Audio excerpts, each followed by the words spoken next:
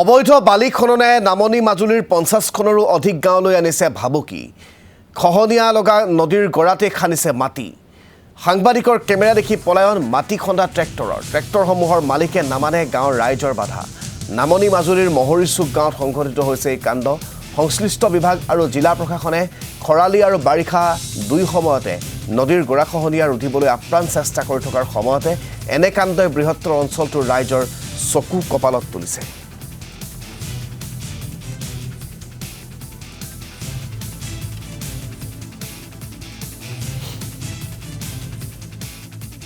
কিন্তু আমি সদায় তাৰ পৰা ৰাস্তা ইয়াৰ পৰা তালৈকে যাই আমি এই ৰাস্তা নহয় তাত আমি আলিও ৰুইছোঁ, কবি ৰুইছোঁ, সদায় পানী কিবা দিবলৈ গৈছোঁ।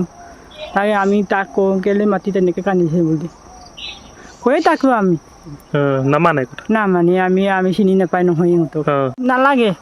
আমি ইমান গালি দিয়াচোন নহয় কেলৈ মাটিটো তেনেকৈ ল'ব গৰাটো দেখা নাই নেকি বুলি আমি সুধি চাই নদীৰ পৰা এইবাৰ কাটিছিল নহয় কৈছিলোঁ মই সদায় অহা যোৱা ইয়াৰ পৰা কৰে নহয় হয় তাত আমি কেতি কৰিছে।